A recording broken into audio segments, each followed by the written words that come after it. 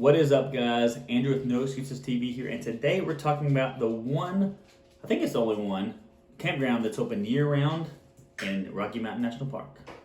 So over spring break, which was a long time ago, I planned on going to this campground called Moraine Campground. It's just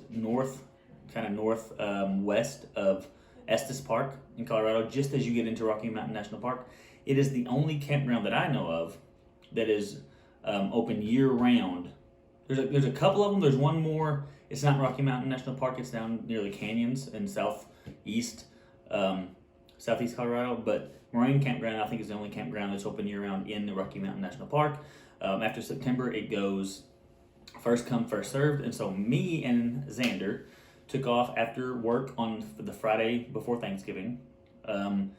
Drove like 16 hours, knowing that there's a chance that we technically wouldn't have a campsite when we got there. But me and Brittany have done this before. We've gone to first come, first served campsites at the Grand Canyon and the Yellowstone during peak season in June and July, and both got a spot. So with that kind of in the back of my mind, I'm like, okay, it's winter. They've had first come, first served for like 3 months now. There's a high chance that we're not going to have to fight for a camping spot. Luckily, we were blessed and we didn't have to worry about that. We got to pick our campsite. Now, I was like at 2 o'clock when we got there, and I was nervous about not getting one, so I pulled into the first one we saw. But it was a pretty awesome setup, even though it was kind of all shut down, basically.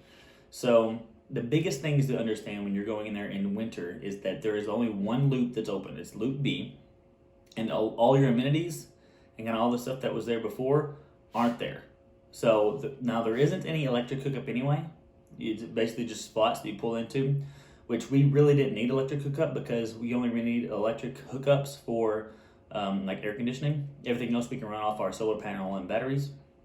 And so we didn't need air conditioning because I think the highs were like in the 40s and low one time got down to like 10 or 8 or something that night.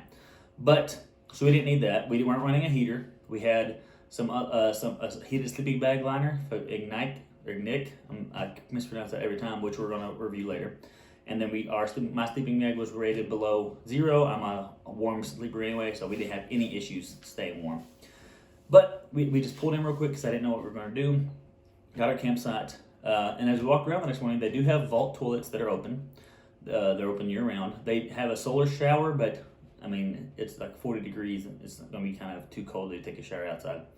So really the only amenity that they had available was that vault toilet. Now you had the campsite, you had the vault toilets, you had trash disposal. You did have one running water spigot they have up by the ranger station.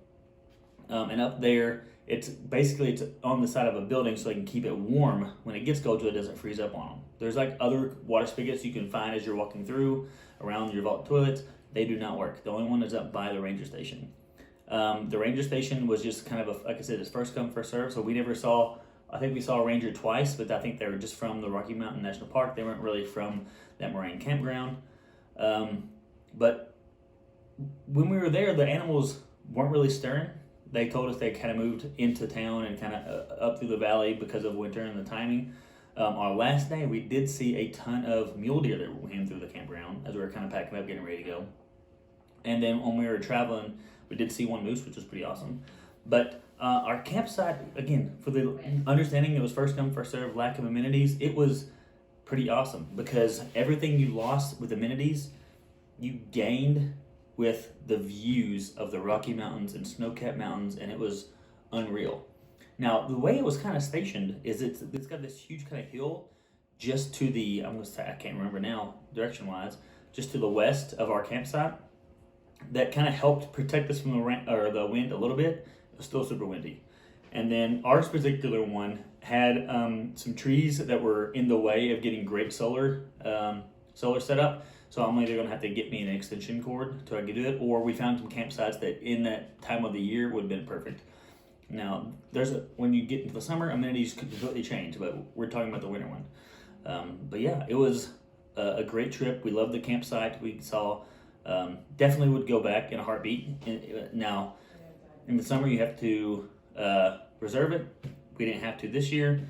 I like going in the winter personally because I want to hike in the snow. I want to get up high. I want to make sure that and I like sleeping cold. So it hit all the positives for me. So oh yeah. So later we have another video coming out. Probably again the 2 week video will be the heated sleeping bag liner review, and the next one 2 weeks after that will probably be a new one on that clean waste. We took that clean waste kind of portable toilet. We took it, we used it because of the vault toilets and not knowing how reliable they were going to be, if they're going to be full, if there are going to be issues with that.